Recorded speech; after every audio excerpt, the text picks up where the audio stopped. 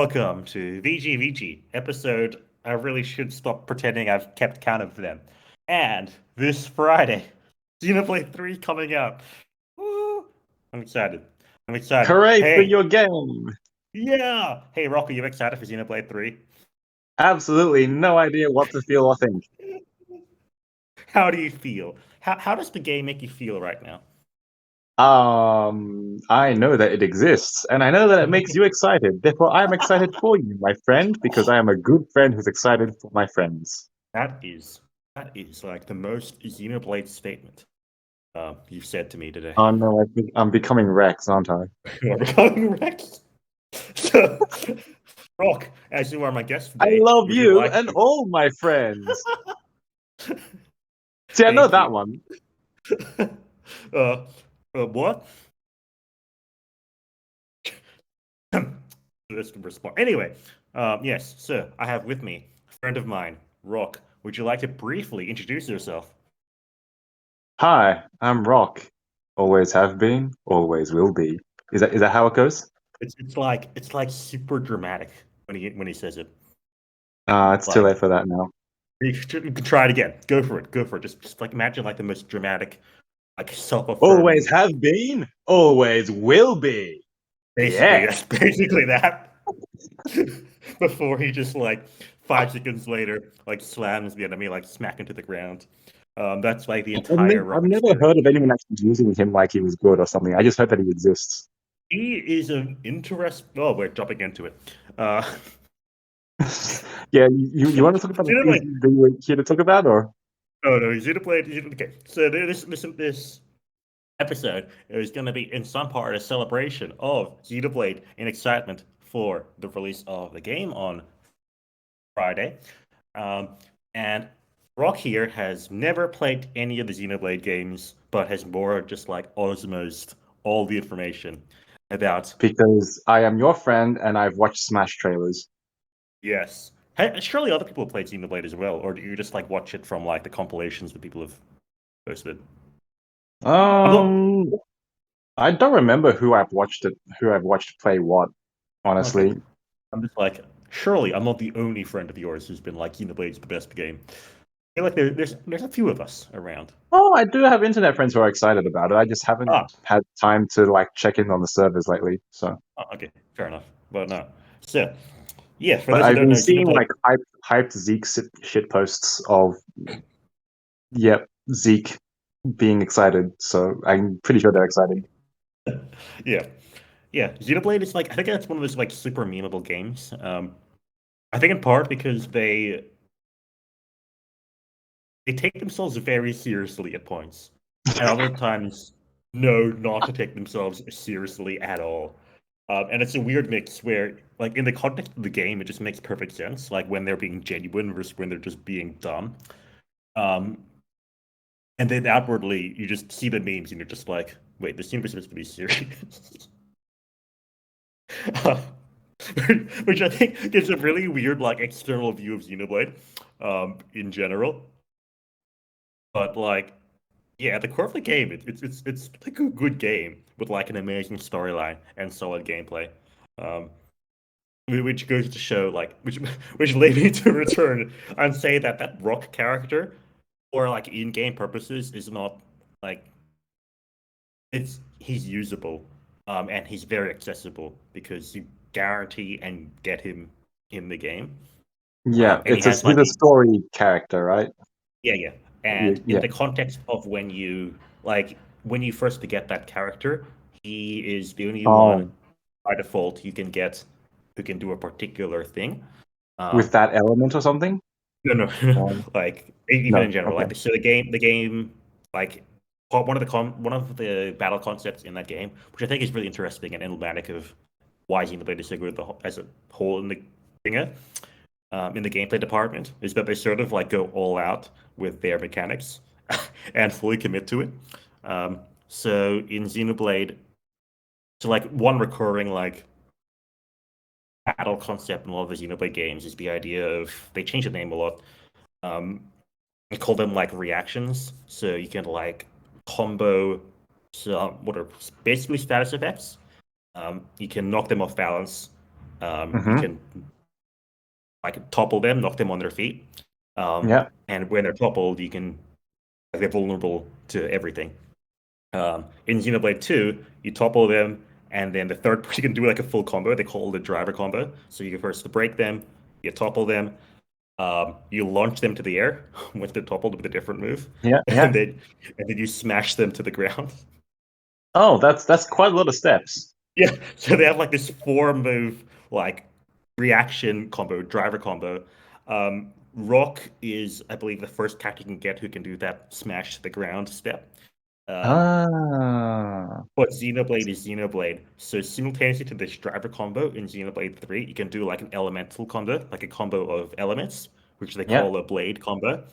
Yeah. And if you combine your blade combo and your driver combo, so the blade combo can have up to 3 stages. Wait, The driver this is combo can have up Xenoblade to 3 you're talking about now? Xenoblade 2. Xenoblade 2. This Oh. game. This game is Oh, like sorry. I thought I yeah. heard you say 3. Oh no. Oh sorry. Yeah, there are 3 steps in the combo, Oh, like sorry. within the Yeah. blade Okay. combo. Yeah. There are 4 steps in the driver combo, and depending on like which stage of one combo you're in and the other, you can get different effects out. Okay.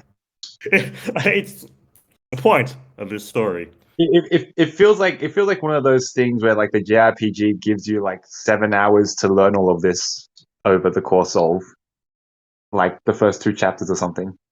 Yep. But you never need to use these things, which I think is interesting. Like it's all a lot of the stuff that is fully in depth and what makes the game so engaging for people who are like super into the game is just below the surface. So you can take a peek like under the surface and be all like, oh no, what's going on? So much stuff here. But if you look just above the surface, everything's calm and fine, and you're just going on an So you're adventure. telling me that like this all exists, but I can just button mash and hear the guards say shout Don't, Mimi phrases each don't, time. don't forget me. Uh, and yeah, basically. Yep, exactly. Um, I would spout a Mimi guard line, but I've forgotten all of them. uh, main one is "Don't Forget Me," which Yeah, became a but I'm huge like in meme. the accent and tone though. Say "Don't Forget Me," but in like a Scottish accent, a thick Scottish Oh, accent. Um, I can't do that off my head. I have to hear it. Doesn't matter. Doesn't matter. Doesn't matter. okay, but no, yeah, because Xenoblade at least 1 and 2 are like set in not UK. Yes. They just all have different varieties in English accents. Yes, Um, which I found very cool. Like, if there's one thing about Xenoblade I thought was cool when I first saw it, was like, oh, wait, they're not American. yeah, Wow. yeah, which is great. But yeah, but what I think people really like about Xenoblade is actually just the story. So Xenoblade Chronicles is an RPG released in 2010. Blah blah blah blah blah. It's an Hmm. RPG game with great combat, great gameplay, and what people really seem to like in general as well is the great story, which, in my opinion, is like objectively, like actually just a good story, and not just a good story with regards to um, video game stories. Like I think Right. the sort of like the tale of like you know, Xenoblade One just all about revenge, um, Yeah. revenge and sort of forgiveness, Yeah. and it's within the scope of that theme.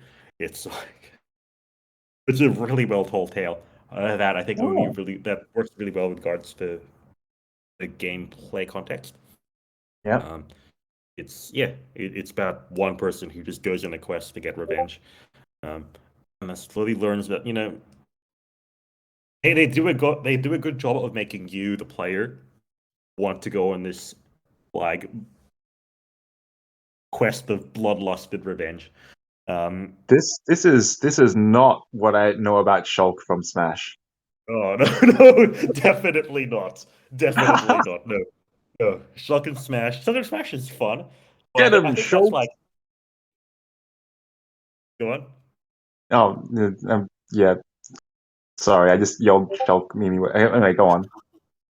I'm just saying, like, I don't think that's like fully like misrepresentative of Shulk's personality because Shulk can be like the Shulk in Smash Bros. I mean, that's supposed to But be his natural state of being, right? Like, yeah, yeah, that's what he should be.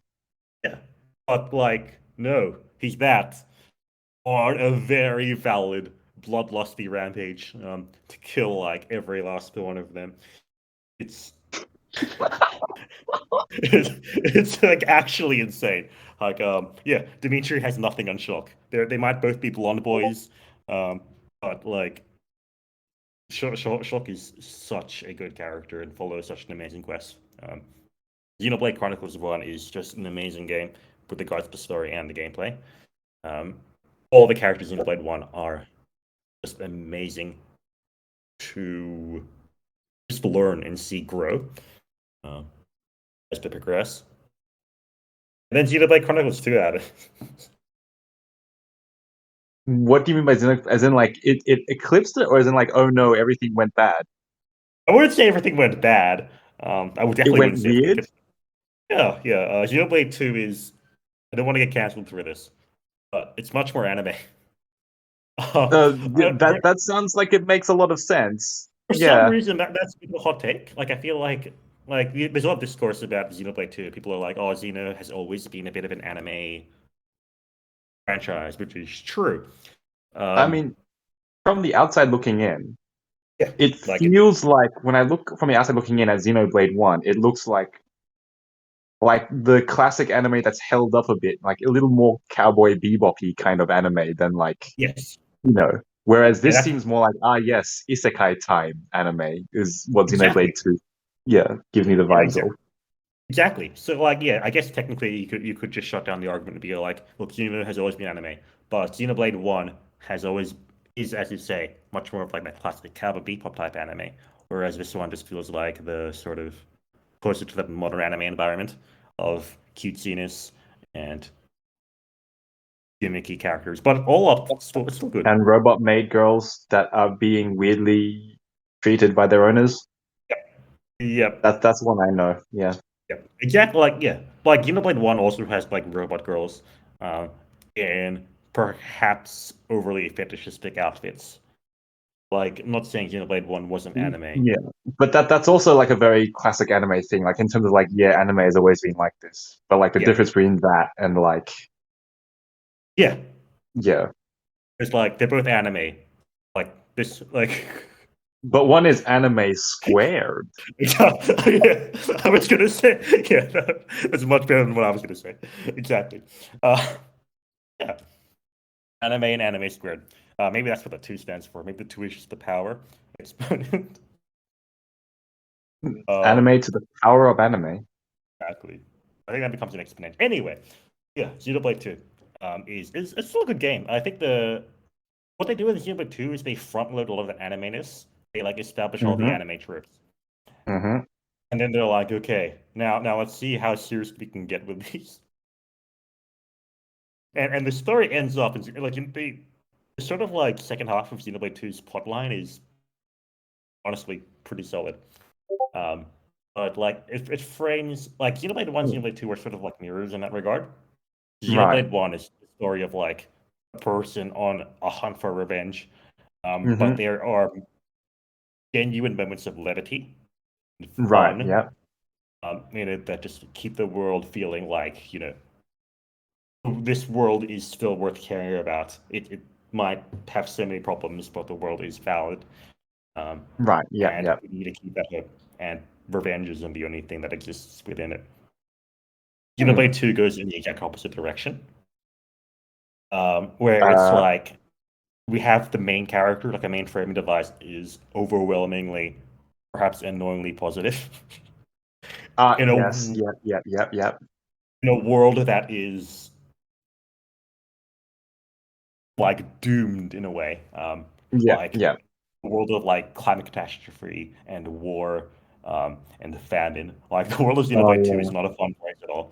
But the main character keeps it positive, and yes, I can sort of see what they were going for because it's yeah, again the sort of reversal, because that character faces challenges like those, like the larger political social things that happen in the world.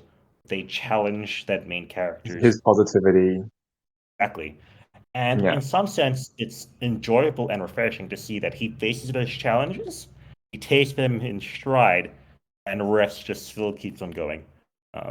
And I think there's credit to that sort of character development. But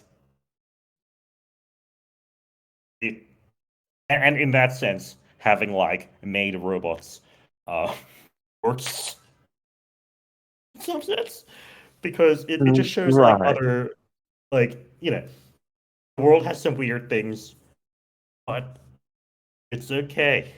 And some of those things hurt the character, but it's okay, and the character takes it all in his stride and keeps going forward. And I think that's what they try to Right. do with Xenoblade 2.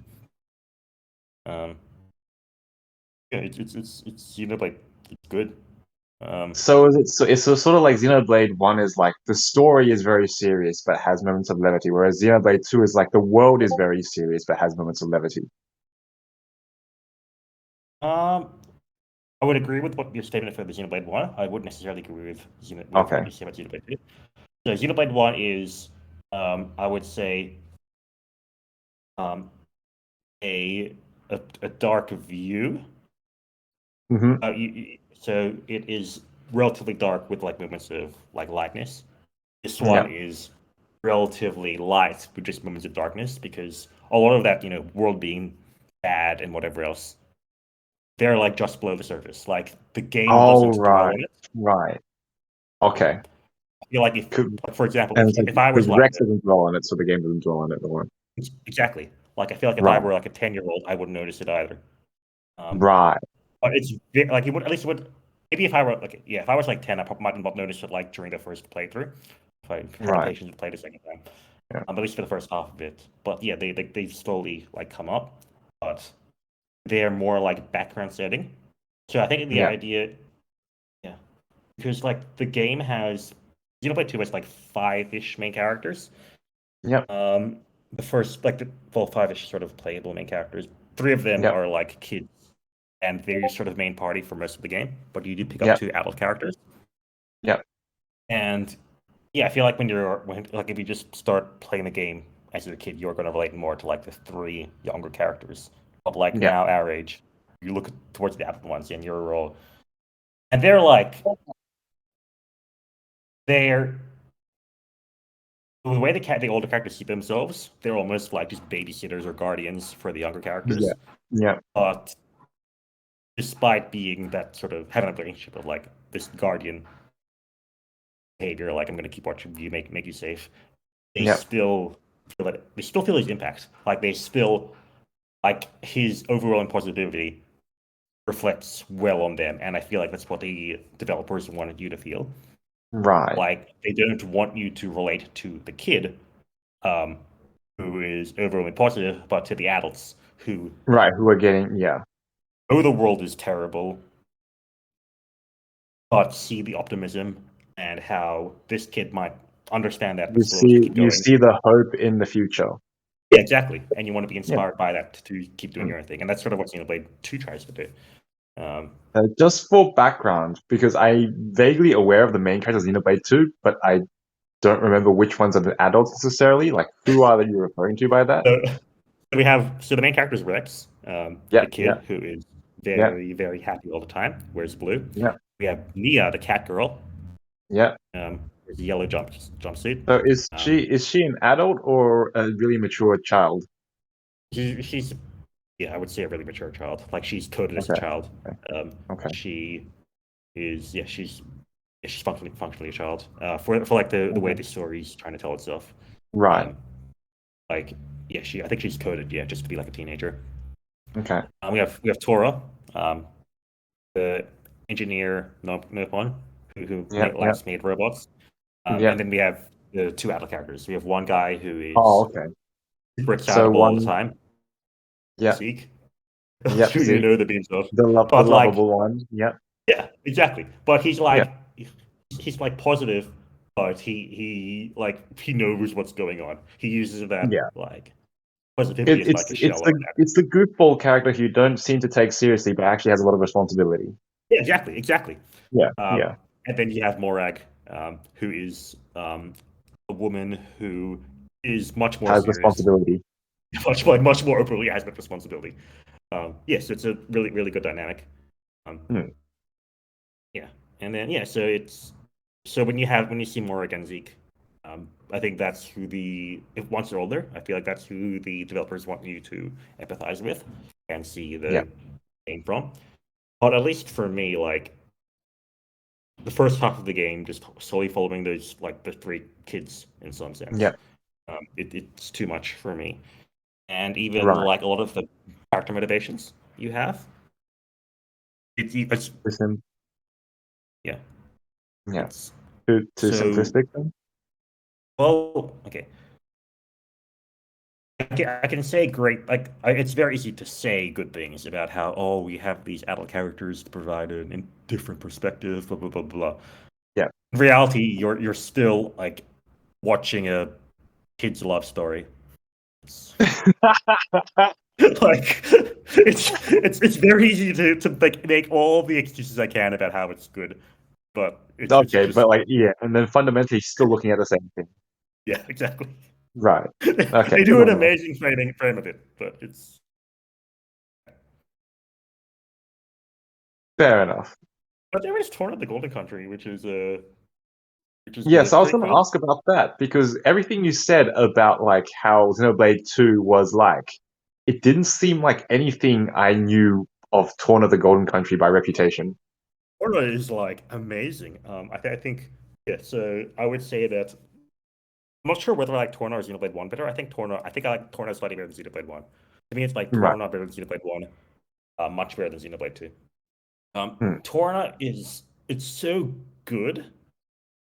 It retroactively makes Xenoblade Two better. Like Yeah. Yeah, I know that feeling it's like yeah. because it It's gives everything much more weight, right? Now that you yeah, know what exactly what's happening. Yeah. exactly. Yeah. Like the depth in the world now comes to the forefront. All of the Hmm. main characters are like it flips. We have child Yeah. characters in the party, but the main Yeah. characters are the adults, and And they you're have to, and yeah. And you feel the responsibility of over the children more personally because you are the adults in exactly that. yeah. Yeah. Um, and like so the sort of main love interest in Xenoblade One, one of the main love interests in Xenoblade One, Mithra.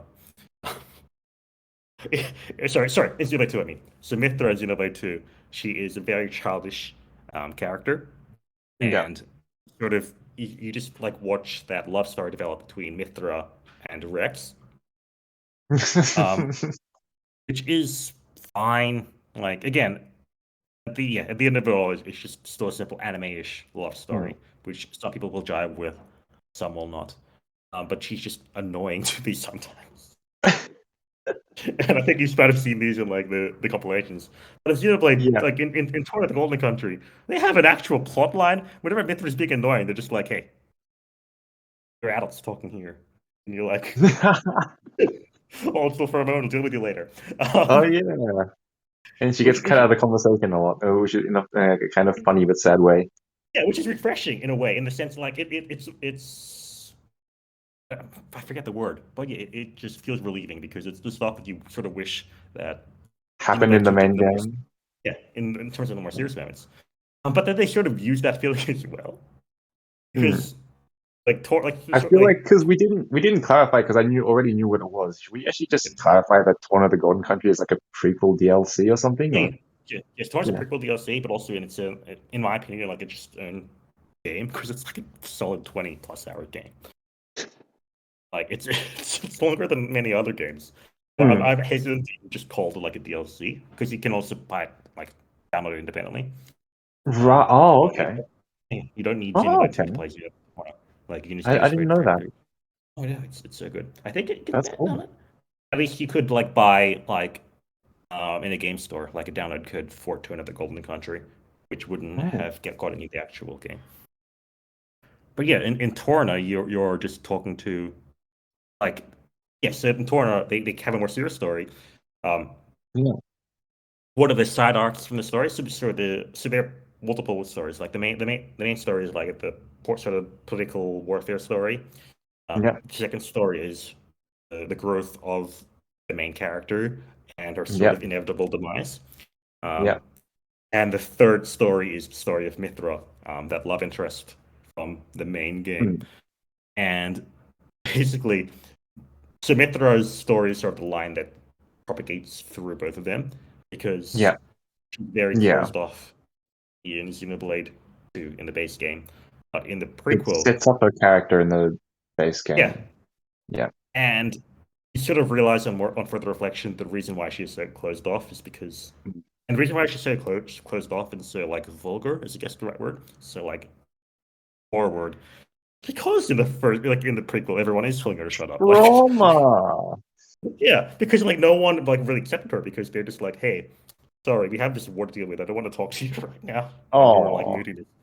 Um, Oh. which is interesting. Like yes, it was sort of important to like push her aside like for now, but people could have showed her more love and care and compassion. And it sort of like colors her interactions in the later game. Because in the later game, you just like,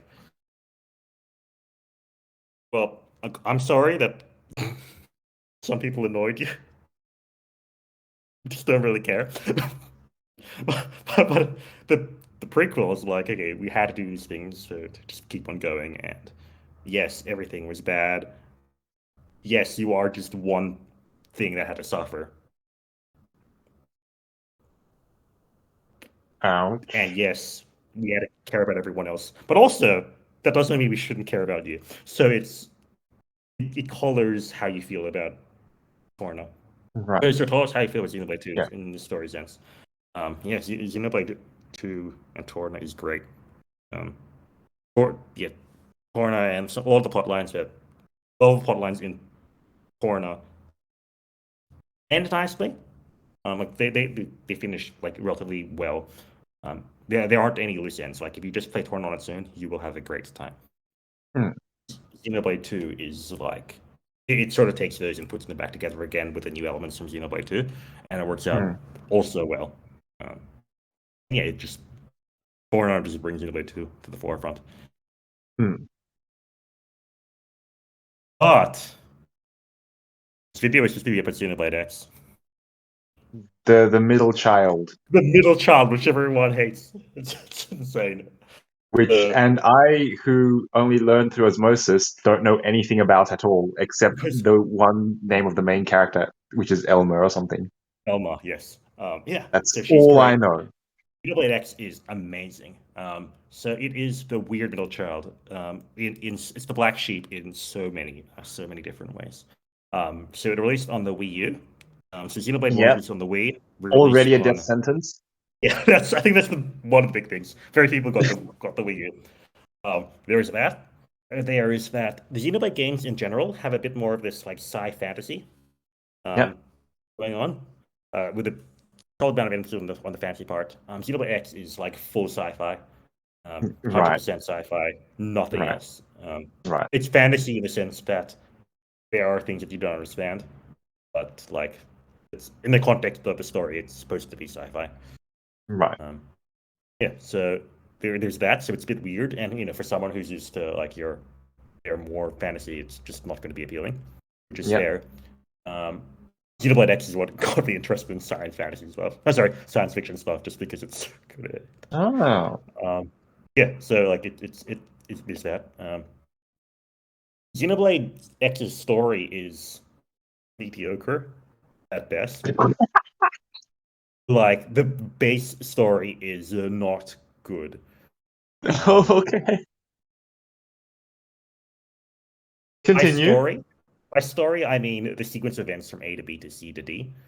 Um, like Right. that linear line of storytelling in Xenoblade X does not really exist. Um, So in terms of like, as in the plot makes no sense, or as in like it's not told with any impact or connection? um, the plot's not good,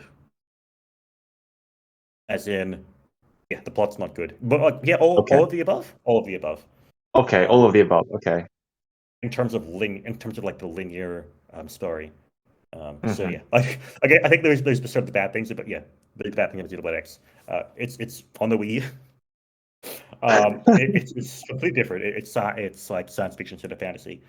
Yep. And the storyline is basically non-existent. Mm. Xenoblade 1 had like Xenoblade 1 had like 6-7 characters who you follow closely. Good personalities. Xenoblade 2 was like 5 of them. Xenoblade X. And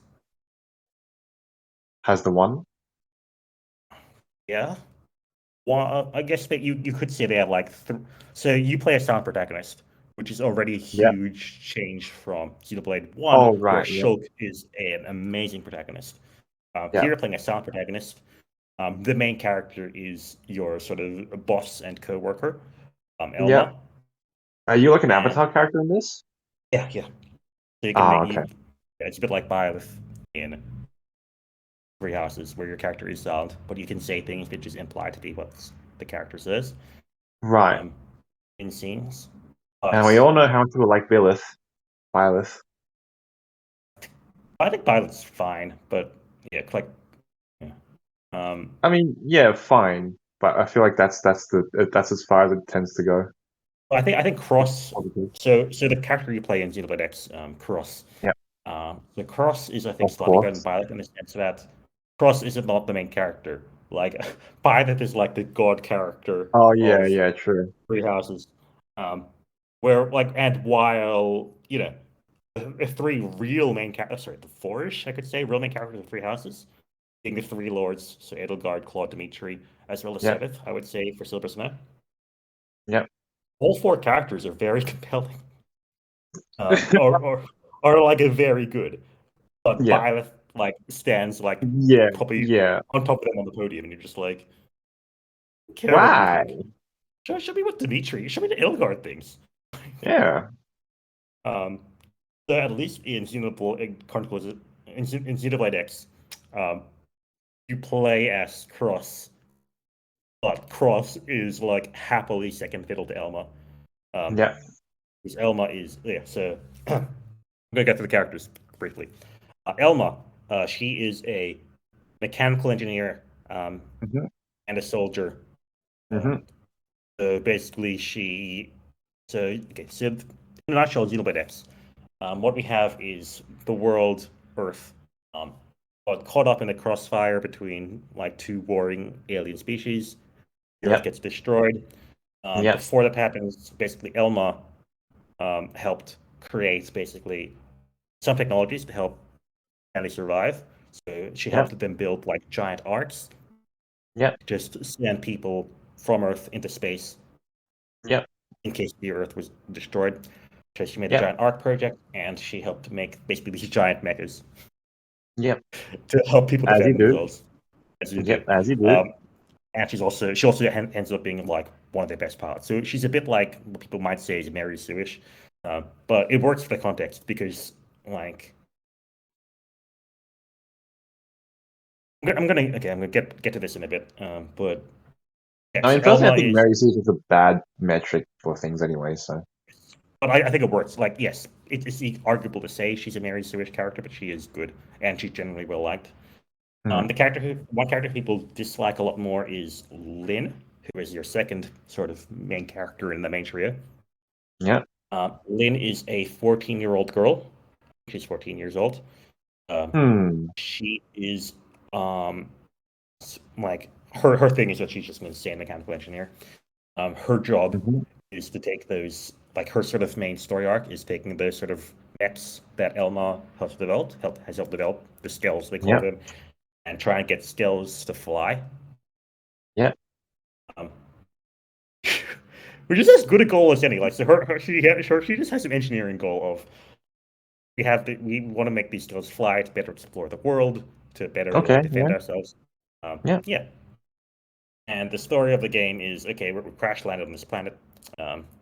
So yeah, their arc gets like shut down by one of the alien species. They crash land on the planet.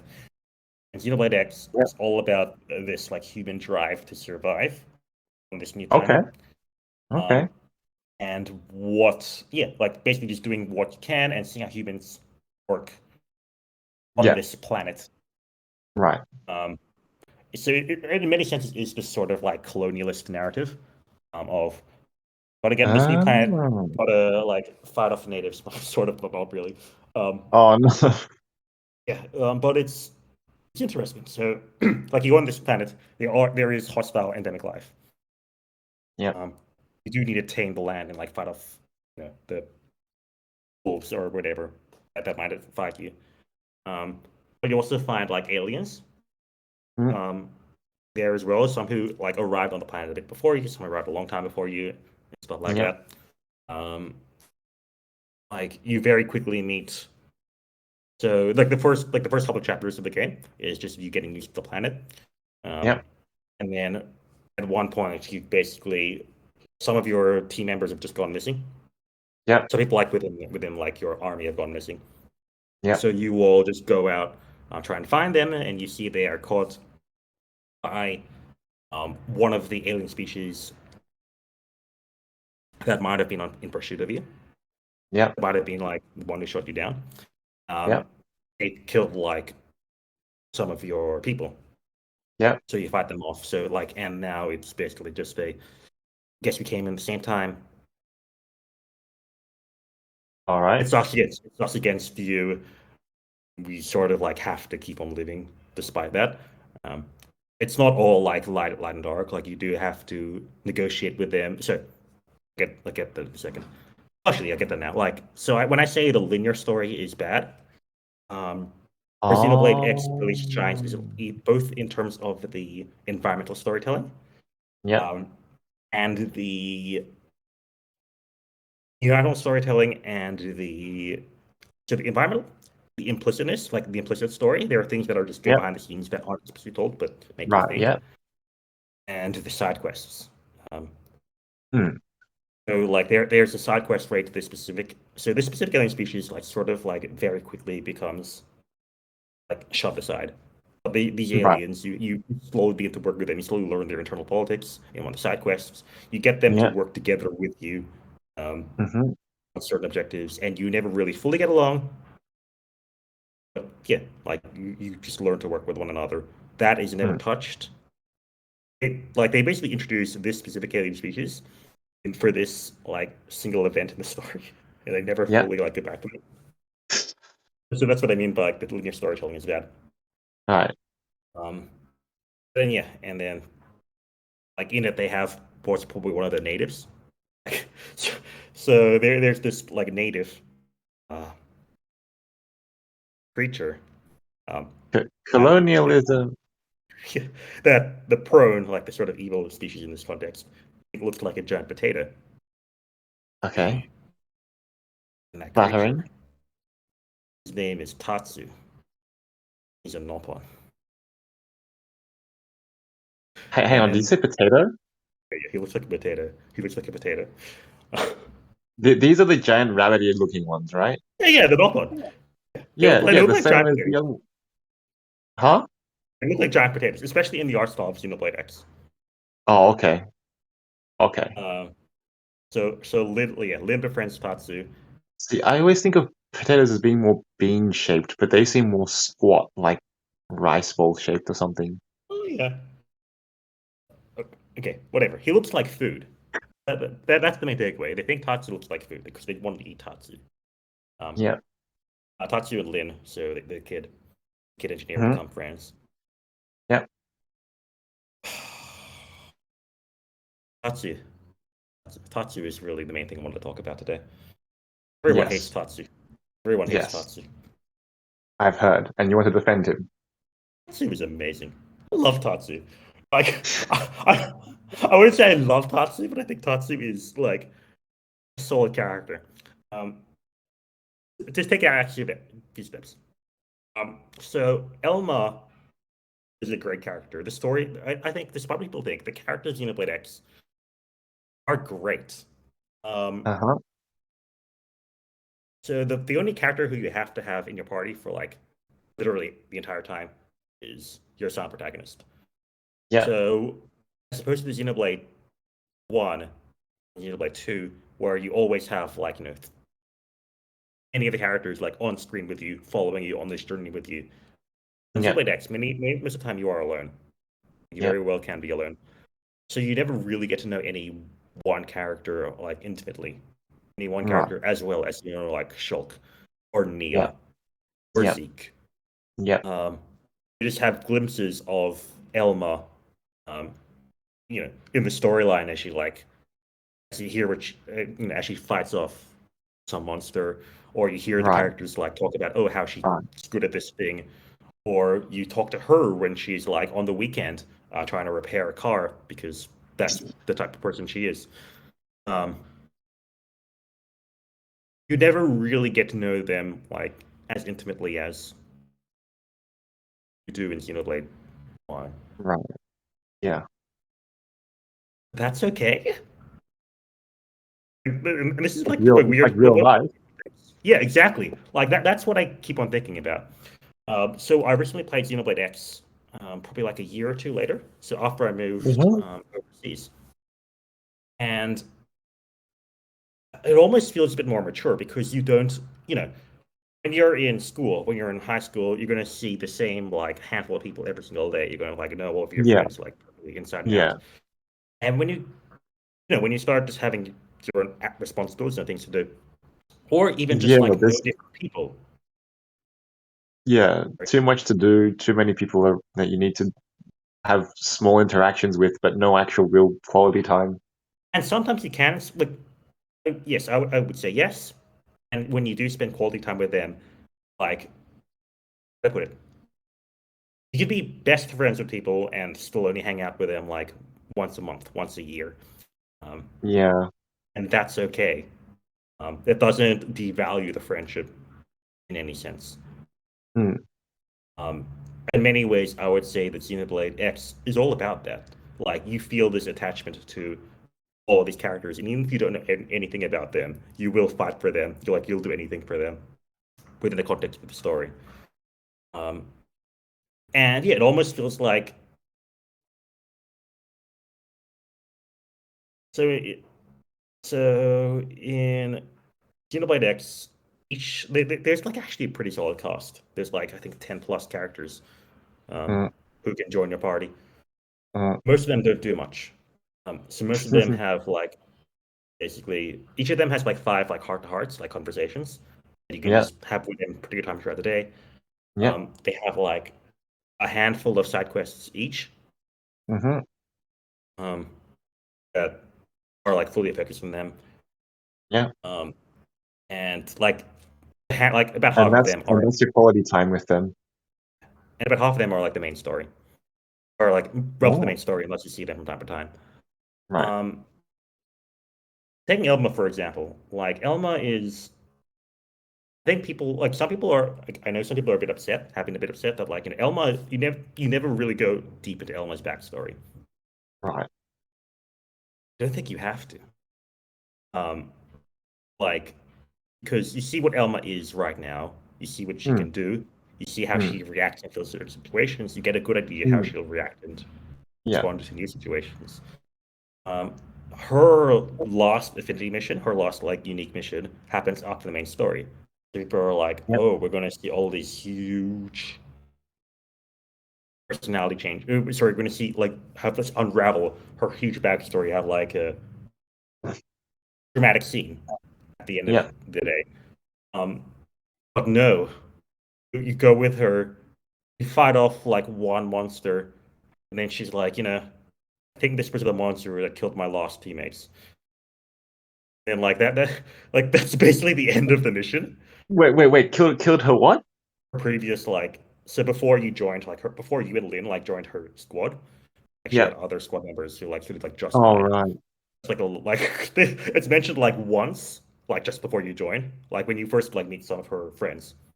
Yeah. They're like, oh, are these people who replaced so and so? And she's like, yeah. First time Ah. they mentioned, second time they ever mentioned, the end of Infinity Is Mission. to say that they've been dead the whole time. Oh, okay. So you know they've been dead the whole time. You know they've been dead the whole Okay. time. Like that's no surprise. Um, but like yeah, and then you're just like, okay, so she gets that, well, like that what's the word? That release from like being able to close that. Fair enough. And for a character who is so like instrumental, again, she basically is the sole person who helped humanity survive. Uh, People wanted like I think I know some people like wanted a dramatic storyline behind her, like Right. her fitting mission. But it's Yep. just a simple go there, defeat this monster, And oh yeah, that's just one specific monster who somehow killed your friends. Um, Sort of reminds me uh, of Madoka Kusanagi, from Ghost in the Shell, though, in the sense of like they can do all the stuff. Some people might call them a Mary Sue, but it's like you don't need to know about their past, even though it never particularly comes up. yeah, like it's a bit weird, but I guess in some sense, when I think of like Elma, I could in many sense like think of like my real boss, like in real life. Like it's just weird. Like I know she's good at what she does. I know she's very experienced. I know she's like genuinely very smart. Um, I know she does her stuff well. I don't know what her childhood or teenager life or young adult life was. I don't need to know, and to be honest, I don't think I really care. Like, does that make sense? Yeah, no, that Like makes sense. Yeah, in the game, Elma is your boss.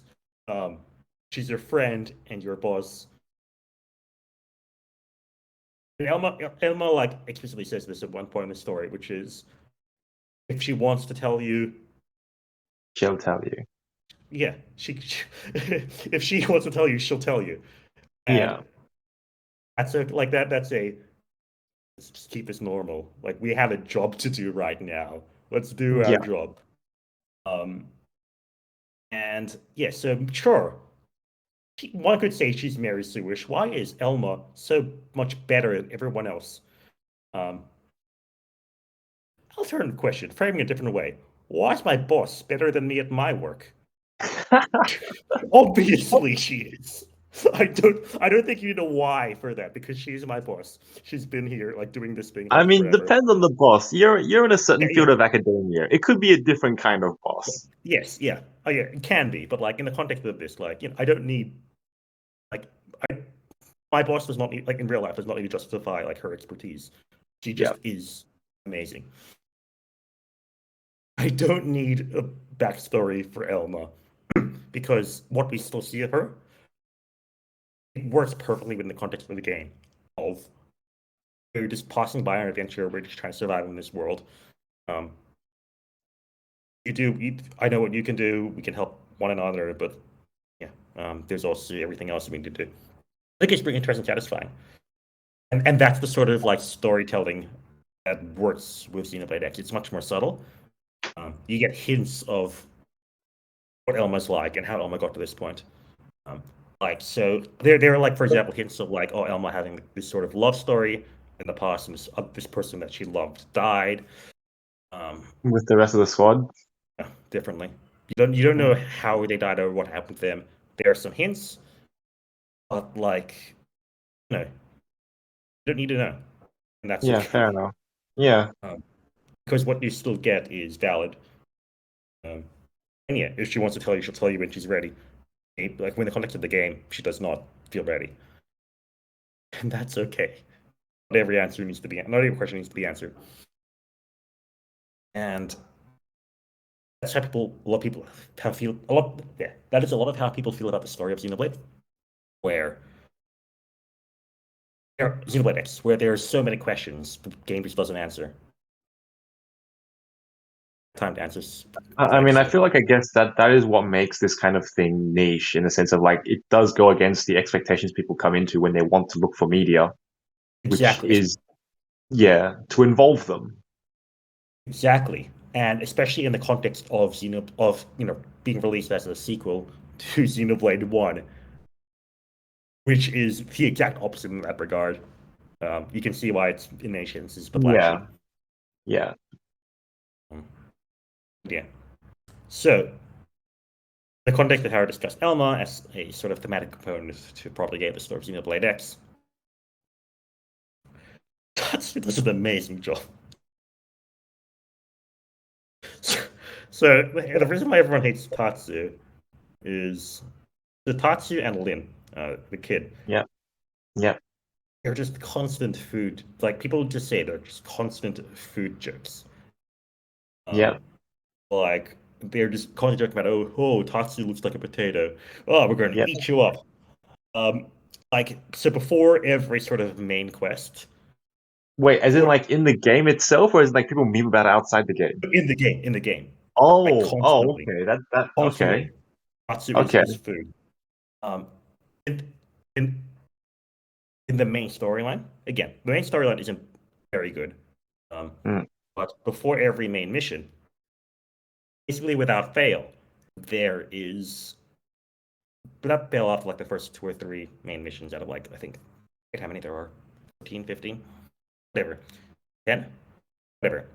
Um, without fail, there is a scene of Lin thinking about what to cook, asking you what you want to eat, and then Uh, it just ends up being like a 2 or 3 minute long extended food joke about how yeah. this the roast turkey is going to be Tatsu every single time. And then if that were and there's that, but there's also during the actual story, you're just interrupting like you might be interrupting a serious scene with like Tatsu food jokes, um, and like Tatsu is also in many ways the game like basically the developer's tool to get the players into trouble. Um, Oh like no. so there's one scene where you just sort of need to like go undercover. Like, the monsters can just like sense Tatsu. Oh So you're no. like Tatsu, stay behind on board. But then Tatsu like just sneaks on just to give you lunch. So you go on a stealth Oh mission, everything's no. fine. Tatsu like jumps down from a ship to give you lunch, and then all the monsters like go and attack you. So like I mean, yeah, okay, of course, yeah, you lay it out like that. I'm completely unsurprised that people hate Tatsu. yeah, like Tatsu It's is like it's like the story mandated terrible AI NPC. It's not even an AI. It's a story mandated. yeah. Um, yeah. So two jokes is kid like childish, pretty dumb sometimes. Uh, and gets the players into trouble. So people just hate Tatsu. Okay. I love Tatsu. So what's your defense, little man? Okay, so there are a few. Okay, so there are a few different ways. Like, so there are a few different independent arguments. I think the one that's easier to stomach, if you agree with the premise, is that Tatsu is very important for Lin's character progression. Um, Okay. so Lin, like, they're sort of so basically Lin is charged with taking care of Tatsu. Yeah. Um, so Lin's a 14-year-old again, like a little 14-year-old girl, Yeah, chem yeah, engineer. yeah. Parents died. So her parents were the ones who wanted to like make this sort of like flat project, but they died before they could finish it. Yeah. So Lynn's an orphan, like a kid orphan, different Yeah. planet, good at her job, but yeah. So she is sort of supposed to be that sort of hyper gifted kid who has Yeah. no family, no real Yeah. friends her own age. Yeah. Um, yeah. Who does she work with? Like the most important person in the entire world, someone who doesn't talk. Like she has no friends, which is really sad. Um, and then she gets gift like not one, like half a friend, half a pet. Um, and so Lynn, when we say food jokes, it's almost all the time Lynn making the food jokes. That So I'm so gonna the eat you idea up. is that this is Lynn growing friends and growing into her own person.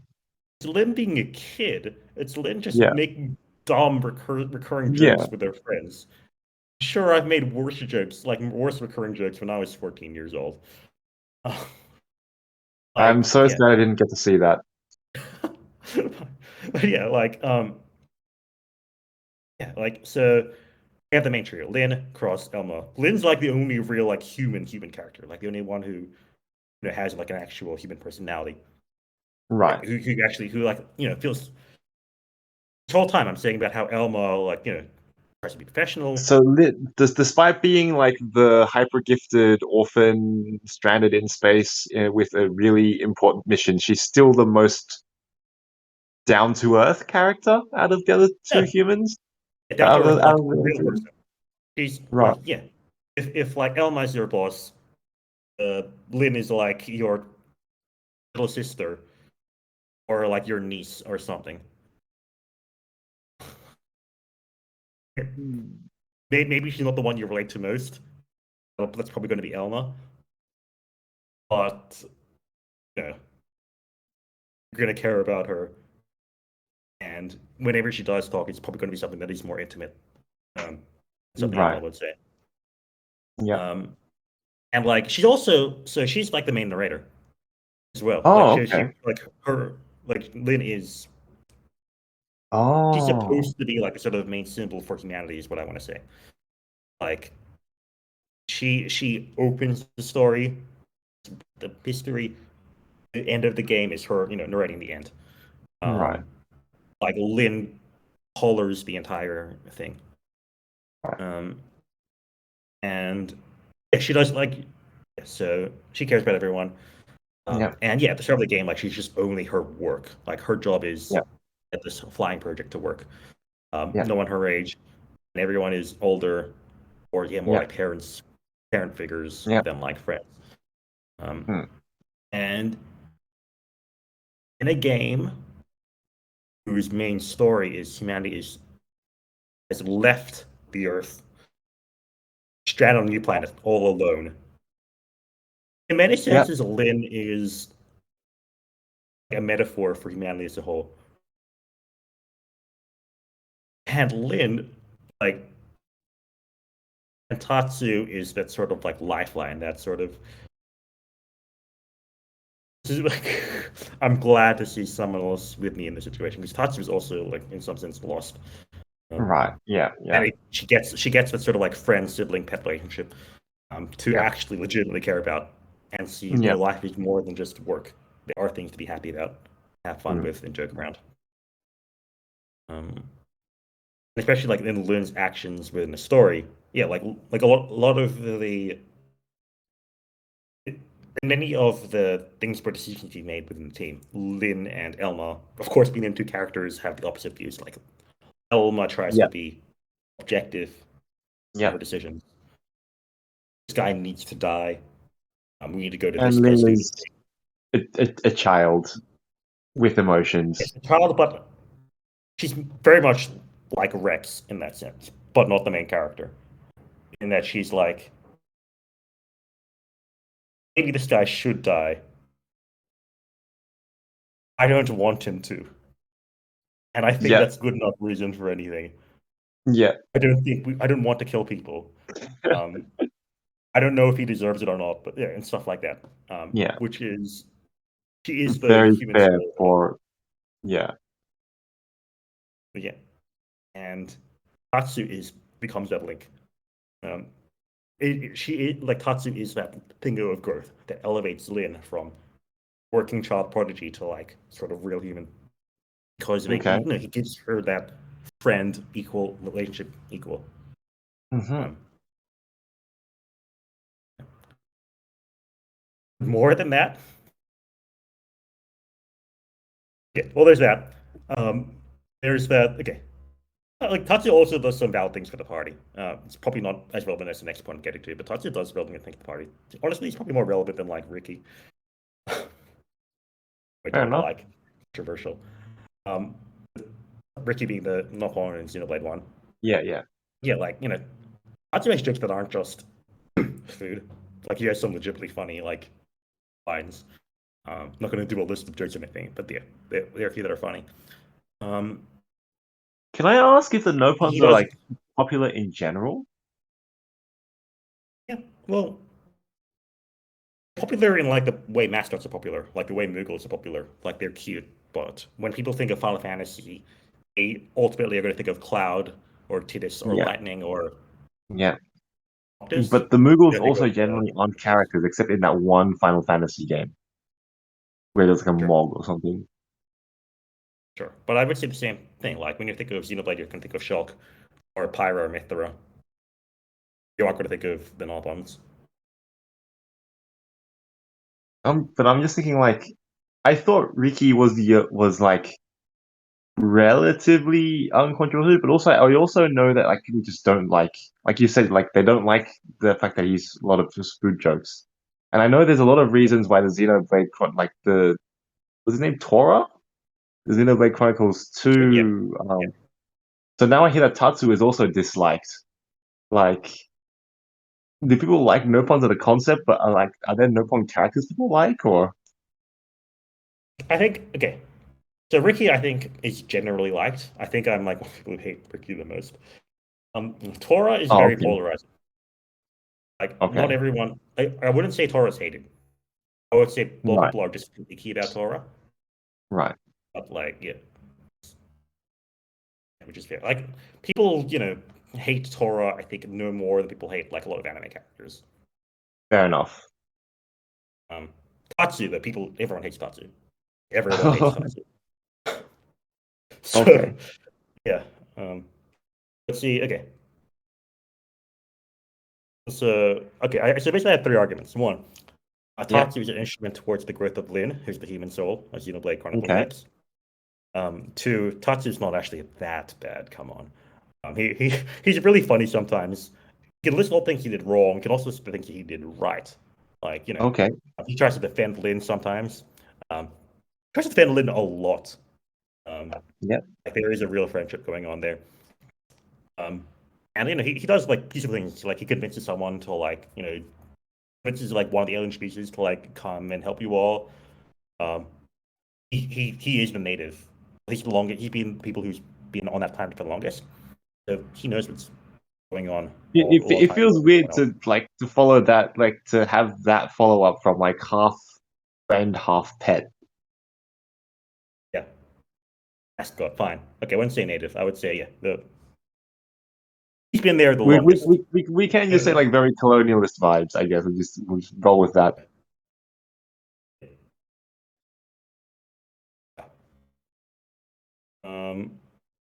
No puns. Yeah, puns are cool.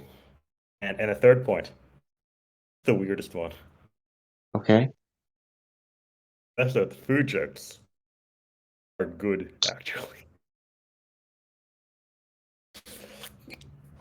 Go on. Actually, very important. They're actually very important for the storyline. Okay. Okay. Go on. I think food jokes are one of the most important things about Xenoblade Chronicles X. And I would say that I would go further than that, and I would say pizza is life. Is a metaphor. Is this like a metaphor or? Pizza is a metaphor for life. Within the context like of Xenoblade X, and in real life. Think of a pizza. Think of a pizza. Close your eyes. Imagine a pizza. What's on the pizza? Okay. What's on the pizza? Everything? What's everything? Yes. Yes. Exactly. Pizza is everything. And? Okay, so okay, so there is also a recurring pizza joke. We'll get back in a second. There's also a recurring pizza joke in Xenoblade Chronicles X, which is, Yes. I think, more legitimately just really, really funny. So Okay. one of the alien species we pick up during the main story, they're called the Manon. So the Manon are like super like science fiction engineers, scientists. Yeah. Like they are, they're like also like in many ways like this sort of species of nerds. Yeah. They're like these cute little reptile things, tiny, with a high pitched voice. It's really, really funny, really cute. The Manon, Okay. I love them. They're Sure. one of the more popular races. Yeah. So basically they give you all technology and help you survive the planet. And at one point, the Manon's like, what can you do for us? Which is fair. The Manon give weapons, they give like technology. Yeah. What are they gonna do for them? Yeah. It's not a threat, it's just more like a You're not being very good friends kind of thing? yeah. Can I be paid for this work I'm doing? I need more than just exposure. Yeah. And you're just like, shit, we should help them. What can we do? And you just go around being all like, oh, maybe we can get you these, holo figures, the anime figures. We can get you anime figures. You're like, so many anime figures already.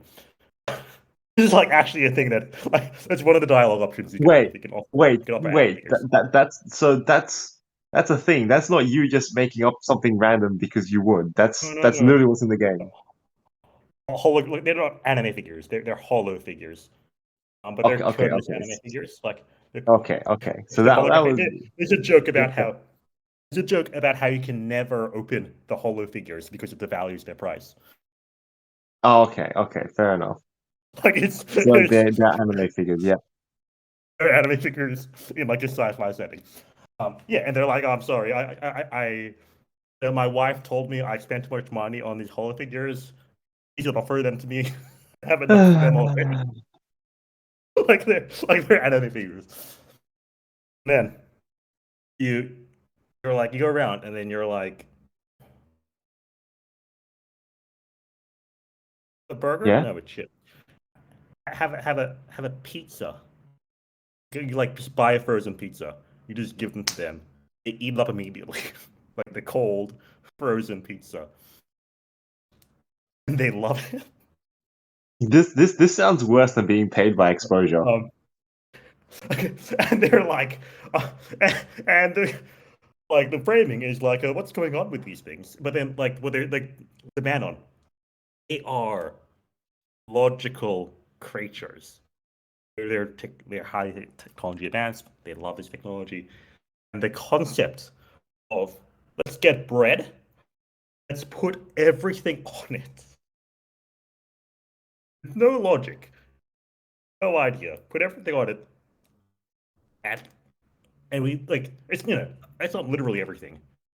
You aren't going to put like you know soy sauce and bacon on the same pizza. Sausage fingers. Well, well, Oh, you're not gonna put sausage fingers on an everything pizza. oh yeah. Like, but we sort of already know intuitively what will work on a pizza and what won't. Yeah. Um, Have you seen Everything Everywhere and All at Once? I have not. I know it's good, Okay. but I have not. There is an everything food item in there as well, but it works like in the complete opposite way. Like it's bad. Like it's literally everything. Or- Mm, it's very strong thematically.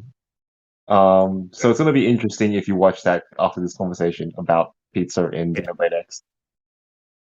I'll take a look at it. I've heard many good things about that movie.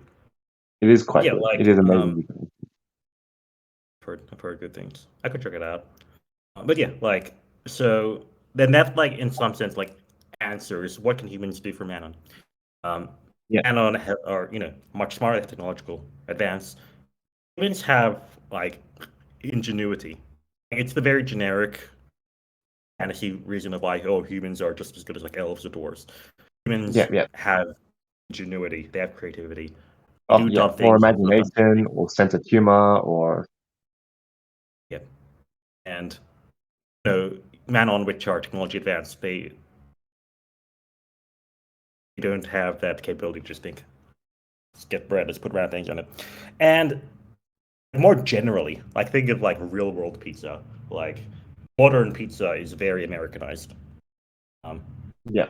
traditionally Italian. Yeah. But if you go to Australia and you buy pizza, you're gonna find like different ingredients to what you'll find in the States. Yeah. Um, Pizza goes all around the world and it changes, and in many ways, it's just sort of like globally universal food. Combines like all these different ingredients. You can localize it to the region you're from. Um, Pizza is there's that one of like the only restaurants that exist within the world of Xenoblade X is this pizza restaurant. Um, and the pizza is very very important in the context of the story. With the context of some of the side quests, like there's one side quest where uh, the owner of the pizza chain gets overwhelmed with how many Manon come, or Uh, like there becomes like a racism plot line between the Manon who are like invading this cultural pizza. food and changing Yeah. it, putting weird ingredients. Yeah. And like there's an actual like really dark plot line where related to like that front. It's really really good. But people try to like keep this human creation, keep this pizza to themselves. People are corrupting the pizza.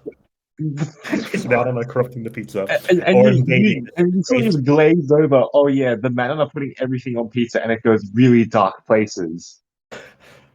Like I'm Yeah, thinking but implied it's like it's cannibalism here, but no. Well, like okay, they didn't put dark things on the pizza. The man on just put like weird ingredients. But like whatever the customers, one of the human customers just goes on like basically killing spree on Manon. Um, uh, because like oh, they're sick of all of these aliens invading like what should be like their own cultural space. Instead of that, Xenoblade X like tries to show I think different types like so different types of people this is and tries to Xenoblade show tackling racially motivated violence. like very yeah. Um, Okay, so fair enough. it's dark. The point is Yeah, that the pizza is in many sense is supposed to be like a symbol of culture. I think of this yeah. sort of like universal Earth culture where we just all put things together. Hmm. Um, yeah, pizza is important. The pizza like and I've overthought this pizza thing, but like the owner like at one point when the owner is like just commits suicide, or the owner of the pizza because they can't deal with like the stress of living on Yeah, this yeah, planet or having to yeah, create all of this pizza. yeah, Um, like pizza is very much meant for like this human drive to create. yeah. Unironically, that's what pizza represents in Xenoblade X. Um, Okay, and okay, fair sometimes enough. that desire is too much, and it's what we can offer people. This creativity we need to create, and the results of that. Um, yeah, food, and like if you even think about it, the advance of like things like refrigeration, which is incredibly important, like in our world. But that came out because first started from food preservation, but it like Yeah. evolved into other technological advancements. Pizza is very important. All of our technological advancement comes from food. Um, Well, yeah, yeah, true. Food is important, Agriculture and then society. and, food jokes are therefore relatedly important because I said again how for basically every scene, um, we have a extended like 2 minute food joke. Um, every mission, you accept the mission, you have like a 2 minute scene where Lin's pretending to like chop Tatsu. Yeah. In the Okay. context of like food is, technological advancement isn't to just to, make us live longer or make better weapons. It's also just to be happier Yeah. with what we're trying to do. Um, To improve quality of and life or to have fun. yes, and the fact that the characters spend some time sitting together, having a meal almost every single time.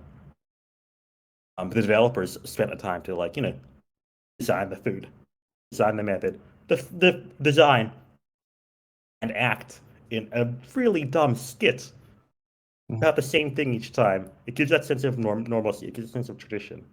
Like, the food jokes, the terrible food jokes are a tradition in like the human tradition in like the truest sense. Um, they're what gives the people like they what gives characters like regularity. The way that people work in Xenoblade, like truly, they don't even need to eat. Like food is not a thing that the characters in Xenoblade need. So it's just to partake But in the fun of just taste and social. yeah, they do it anyway. Because they want to, because that's what keeps humans, and like what keeps Yeah. humans alive in the same sense. And they joke with Tatsu. That is everything should be done seriously. Some things are just allowed to be stupid. That's okay. Um, and like they even talk about how so the fact that they didn't eat whatever else, it's a bit of a plot point. Um, your character is like, wait, I didn't even notice it till now. And then Elma is like, yeah, that's sort of the point. Um, we want us to feel. She explicitly calls it out. She says we want this transition like to be as smooth as possible. And in that sense, you're allowed to eat, you're allowed to do these things. We do this to make you feel normal and okay. And joking around doing dumb jokes like your friends. What's more human than that? It's symbolically important.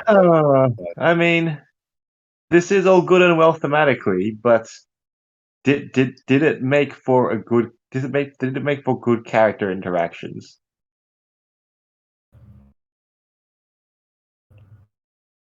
It depends. I would say yes. Like, put it, you can skip the scenes. You don't have to, but you can. Um, there's nothing super, super relevant in them. And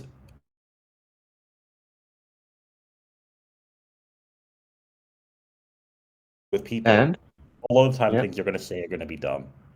And I think that's very much the same sense. Like, yeah, I guess maybe it doesn't add. Maybe this is like things just being me so being like this is really. like another thing of like Xenoblade taking itself really seriously, but also just it's completely wacky out of context. Yeah. Like between each of the story scenes, depending on how you play the game, you're going to have a lot of content. There are so many side quests in the game. Okay. And I know when I played this game, genuinely when I first played this game, um, having that extra minute or two between all the side quests and before like the high octane main quest, having that minute or two to just sit with the characters is good. I think I genuinely thought it was worth it. Fair Because enough. yeah, like I said, going back to the analogy of Elma is like your boss and whatever else. Yeah, I mean, even in the sense of like people everything you you say just slowly. don't see anymore. Like this is the first time we've spoken for more than an hour in like how many years? Oh, I was saying with you the other day, like a few months ago. It was like a few months ago though. That was like so long ago. Fine. But yeah, that's what I mean. Yeah, Um, yeah, it's these little moments that make yeah, sense. Um, there are there are two exceptions. So I said they share the fit most of the time. yeah. Well, there's one exception, one other situation I want to bring out. One exception, the one time they don't eat before the main quest is Okay. when they get invaded by another alien species. Like there is literally invasion. Like they fly in, they attack your home. You can't, you tries to start cooking. Alarm goes Oh off. no You no have no to no. like, Okay. Thematically, the thematic thing, the string was broken, and now things are bad. yeah. You Yeah, go back to it the next time. Like that's the yeah. one time you don't sit down and eat is when you have to defend yourselves. I think that Okay. it matches See, what they talk about that makes the hierarchy two of jokes needs. make more sense. I think thematically. There's the hierarchy of needs as well. And the other time I want to bring up is the very last time in the last scene. Um, Yeah. this is good. Sorry, before the last quest. Um, there, it's called. Um, what am I trying to say? Um, The very last quest. yeah. So in the last one, basically, um,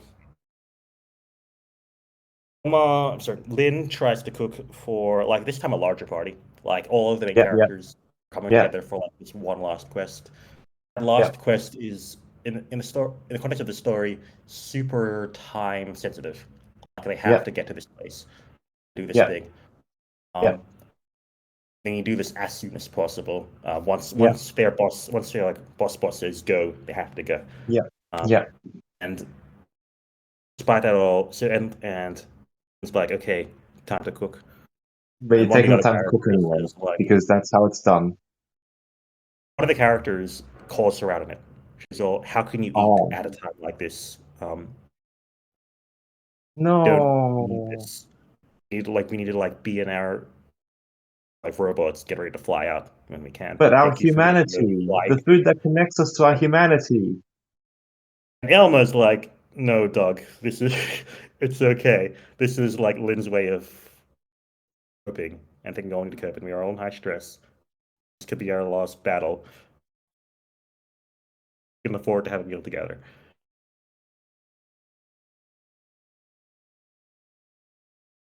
I think that's really sweet.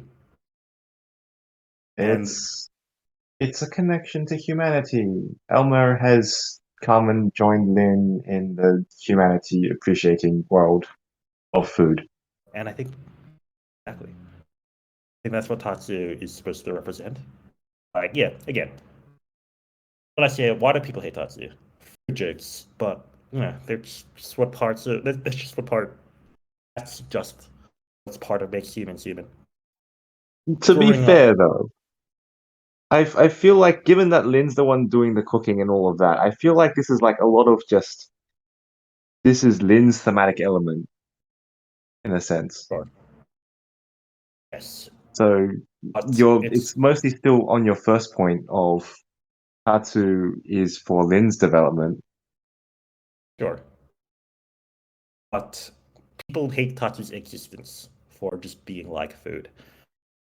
For just him. The reason why people hate Tatsu is because of these constant food jokes. And Mostly also like, because he causes the player to get into trouble, but or the main character. that's true. But still, like food jokes that target Tatsu, they're in many ways humanity's way of coexisting. Just when you find it. Um, yeah, I think. I mean, It's in many senses. I'm trying to justify why Xenoblade X is all food jokes. It's all food jokes, not because it has to be, but because they wanted it to be. And in some sense, what like makes it like really, really impactful. Um, can you thematically link this back to Lin just saying, this man doesn't need to die because I don't want him to? yeah, exactly. Well, it doesn't literally say that, but yeah, like yeah, it's so good. It's so good. Xenoblade X's story is insanely good. Like the linear storyline from point one, point A to point B, terrible. But the like So implicit it storytelling, has the a good implicit storytelling. thematic through line with the characters, and Tatsu forms a part of that in setting it up. Yes, exactly. Yeah. Without Tatsu, we would lack that sort of human element. Who's Lin gonna work with? Elma? No. See, I think the main counter argument to this for somebody who doesn't like Tatsu would to just be to say, what if you had another character that filled Tatsu's exact role, but was not portrayed like Tatsu was? You miss your Nopon. Do we all need Nopons in our lives? Oh no! Oh no! Oh, no. I've shot you through the heart, and your arguments have been dead. They're so dead. They're Okay, fine. Like, yeah, clinically pronounced. like, fine. Like, yeah, in many senses, you could have replaced Tatsu with another Nopon. But I think, in my opinion, a lot of the reason for the hate is the food jokes. And once you justify those food jokes, I feel like if you ever think food jokes are fine, you think Tatsu is fine. I don't know. People are like, yeah, it's all food jokes. But then if you just think about it, you're just like, the food jokes have their place, which they do. Well, actually, I think they do. They have a place in the context of growth. You know what was a missed opportunity? Up. You having a heap ton of food puns and jokes in your script. I don't have a script. No, you're right. Actually, I had a. You should have had a script which at I least have said. something you could use. I'm guessing that you just had too much on your plate to handle this. I'll give you a piece of my mind for that.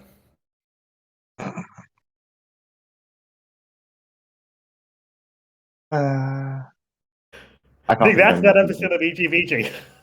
I think that's the end of this episode. Look, Uh, I Dinner's need to get wrapped to work up. soon anyway. Time to clean Yeah, up. I didn't get to work. Xenoblade 1, great game, solid game. Um, all around great. Xenoblade 2, fine. Fine. Gameplay is good, story is mediocre. Torn of the Golden Country, the prequel. It's dark, but it's really really good. Xenoblade X, terrible like actual story. Everything around it is nourishing and good. Tatsu, good actually. Nourishing, nutritious, but bland, or something. A Not potato, bland, but potato. you know. You Potato. can flavor it with spices. Yeah, Tatsu is It like a still has potato. all the nutritious potato goodness. Buttery. Well, the butter. Put them in your oven. Raise them with the wine.